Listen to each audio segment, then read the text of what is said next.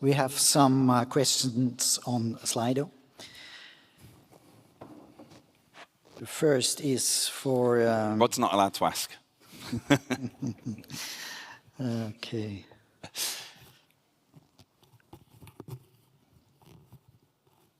You told us that in Premier League the injuries come in the first minutes from the game and in the first minutes after the halftime break. What we can do to prevent these injuries?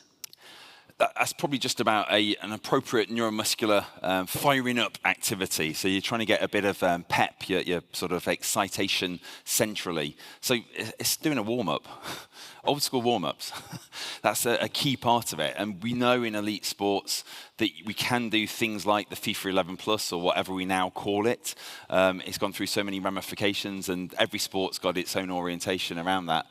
They're the type of warm-ups you need to do. So something that fires the muscle activation and gets the player switched on. It's often during the break or just before they've switched off. They're focusing on the crowd, they're focusing on other things. They're not focused on the task at hand, which is moving. Yeah? Thank you very much. For Carles, could I get a good function with bad structure? If used, how would it be problematic? Sorry? So could I get good function with bad structure? If used, how would it be problematic? Yeah, sometimes when you have an injury, and I'm not talking about the medial gastric, I talk about any kind of muscle injury, you develop a big fibrotic scar. And this is a bad structure. So we never want a big fibrotic scar. The thing is that when we have this big fibrotic scar, even in the calf or in the hamstring, we need to adapt to that fibrotic scar. So yeah, we can definitely have a correct functionality of the muscle, but we need to work a little bit different to readapt the whole muscle complex to all that new structure. So sometimes we have a new rupture. We have a rupture in the hamstrings, to say muscle group, which is more widely understood. And we see that there is a big scar tissue a little bit more proximal. And we focus just in solve the acute problem of the new muscle or the new aponeurotic injury that we have in the hamstring. But if we want to completely solve the problems in that hamstring muscle group, we need to readapt the whole hamstring muscle group complex. The old fibrotic scar and the new injury, they need to readapt all together and get the functionality again. But yeah, definitely we can have a good functionality. It depends how you define function as well, because the body's got lots of inbuilt sort of compensation. So you can find the movement pattern and compensate with other muscles or other joints taking the brunt of the load.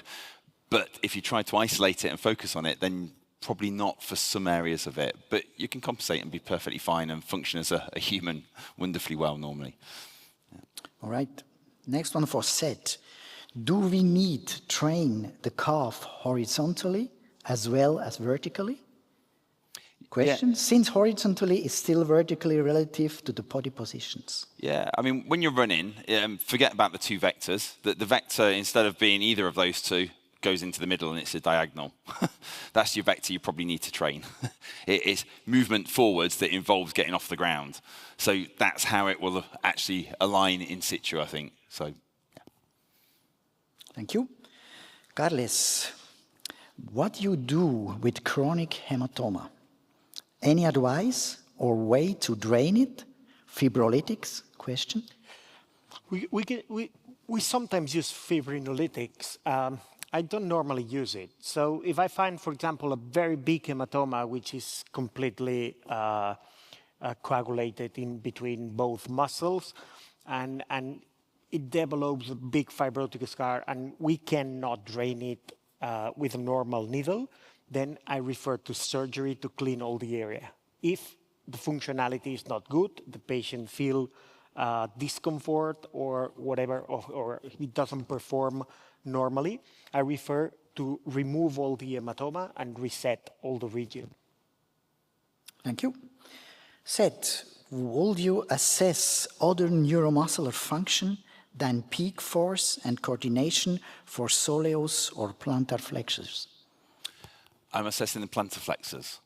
All right. So both muscles work in unison. For my PhD, we did testing in straight leg on isokinetics and bent knee at 80 degrees to try and isolate the soleal function. That's a nice way of looking at soleus, but in normal activity, both muscles work. Neither's better than another. They both work in unison, and we need to test them in unison. So we now predominantly use a straight leg isokinetics test. It's just that we haven't come up with an isometric test that we find is reliable to do and valid. You can't get a maximum force output when you've got a straight leg because the force is normally going through the spine, and most people get some spinal discomfort, even in elite rugby where they're used to putting big loads through the spine. They don't like it. So unless we can come up with a harness, our testing will always be bent knee. It's quicker. It takes 2 minutes per player to do both legs in total. It's quick and it's easy, but cheap and cheerful. It's not the best. Thank you. Carles, there is some questions about this hematoma. So, thromboprophylaxis or not, especially if casting? Risk, benefits of more bleeding? Yeah, we need, and this is quite important questions. In my experience, 10% of calf muscle injuries, especially medial gastric injuries, goes with a deep vein thrombosis. Okay, so if I cast only in this specific injury, I do prophylaxis for the deep vein thrombosis during the period while they have immobilization and compression. Okay, thank you very much. Last question. I think you've got to go thrombolysis as well because there's a few horrendous case studies. There's an England rugby player who hit the press a number of years back and missed the World Cup with an initial calf presentation that turned out to be a DVT that extended up to his thigh and include about 20 pulmonary emboli for no background history of rheumatological or hematological conditions that caused it. So you have to be aware of it, even in elite athletes where the risk is low. And that also applies to when we use things like blood flow restriction in some of these individuals during rehab. Sorry. Thank you. That's okay. Last exercise. Best exercise to prevent soleus injuries. There's no magic exercise. We're not here to sell a particular activity, just doing something that improves your functional capacity and maintains tolerance, and that means multiple exercises that cover whatever's relevant to that person. So there's no magic. It's just solid clinical reasoning applied well and done religiously. Can I add something to that? Yeah. There is one. So we think about the soleus muscle with the lateral and medial aponeurosis and the central aponeurosis or central tendon. But we need to understand that this distribution has a huge anatomical variability. So sometimes we don't have lateral aponeurosis, we have a completely lateralized central tendon, and we have a medial aponeurosis that crosses horizontally the whole soleus muscle. So we need to understand, first of all, before planning the rehab, how this soleus muscle works, because it doesn't work the same if it has a symmetrical medial and lateral aponeurosis and a central aponeurosis than if it has a completely lateralized central tendon and just a very big one medial aponeurosis. So it's not a matter of one exercise. First, we need to understand how this soleus works. Yeah. Running alone won't maintain strength or do anything else either. That's the key part. With players we've tracked for seasons, they stay weak. They need to do an intervention. They've compensated somewhere in the chain and you can't see it.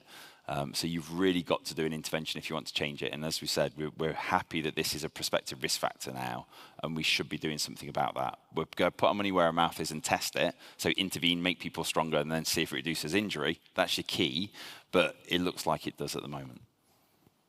Carles, gracias. Seth, thank you very much. Thank you. I close the session. Thanks, man. We see you at the party. Thank you very much. Thank you.